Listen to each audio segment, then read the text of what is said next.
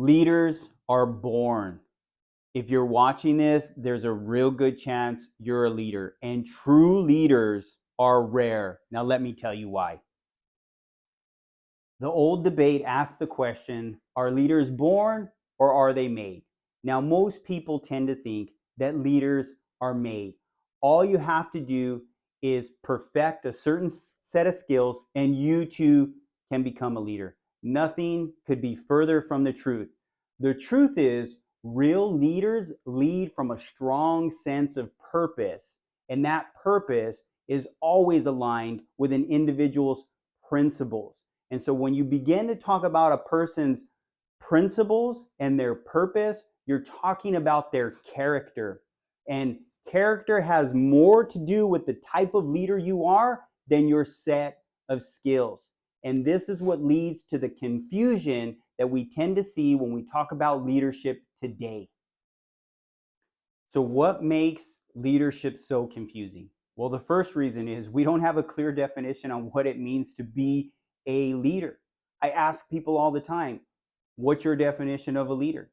And it usually takes them a while to answer because they don't have a definition just right off the top of their head. And so what they tend to do is they start thinking about individuals that they know, or maybe, people they've seen who are successful or entrepreneurs, and then they'll give me the definition based on, what's in their mind. And so all of us have in our minds what we think it means to be a leader. But oftentimes those definitions or what we think a leader is might be lacking, because according to your definition, are parents leaders? Are teachers leaders? What about volunteers? Can a volunteer meet your definition of what a leader is? Because again, in today's environment, all they teach is you just need to have the right set of skills.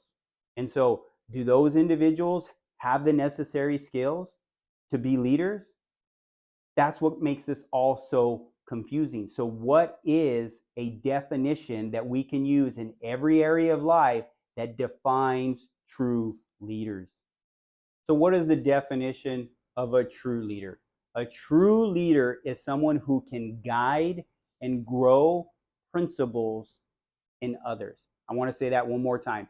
A true leader is somebody who can guide and grow principles in others. And the key to that definition are principles. You see, principles are a basic or fundamental truth. We all have principles. We all have things that drive our belief, drive how we think, and drive how we make decisions. And true leaders lead based on those principles.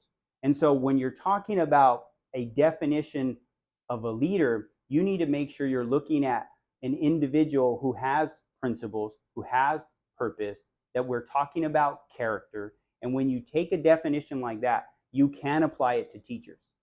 Are those teachers guiding and growing the correct principles in those students? If so, they are a leader.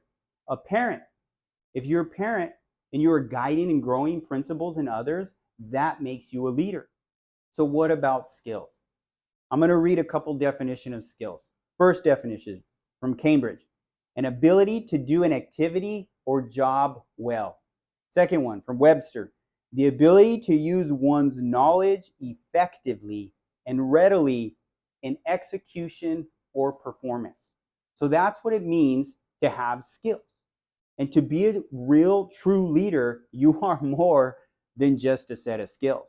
And so if you were to go over to Google and start typing in leadership skills, here's some of the things that you're going to find: communication, problem solving, delegation. You'll even see strategy, creativity, which may be hard to learn, emotional intelligence. Those are all things that we can learn to do. However, if you also type in leadership characteristics, here's what you're going to find: communication, integrity, confidence, courage, humility. And so some of these characteristics are very different than what you see when you're just looking up skills. And when we think about true leaders, we tend to talk about them in regards to the characteristics, not their skills. So those of you who think that you can just become a leader by perfecting skills, you're missing the point. A perfect example, Dr. Martin Luther King Jr. He is a great example of a true leader. He is somebody who led by purpose and principles.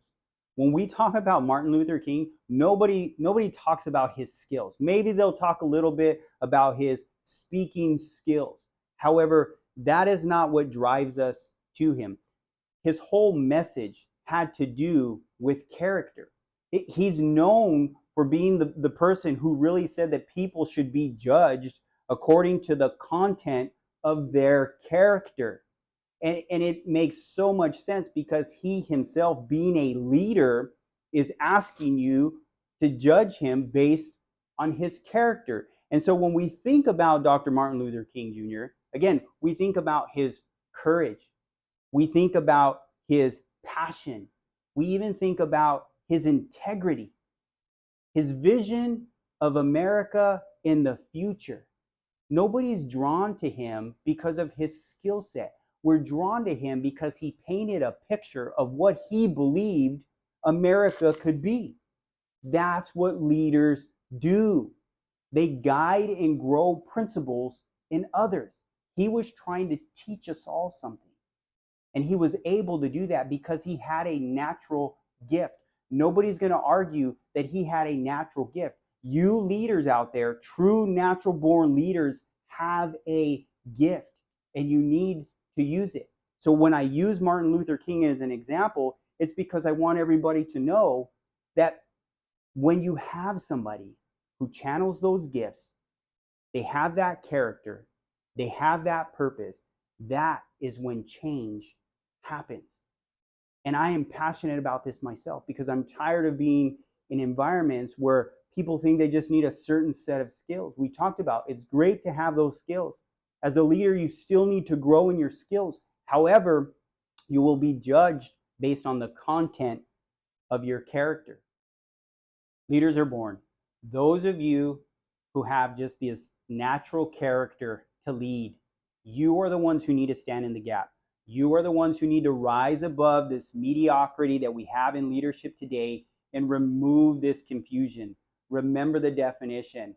A leader is somebody who guides and grows principles in others. Those teachers out there, those of you who are guiding and growing principle in these young students, you are a leader.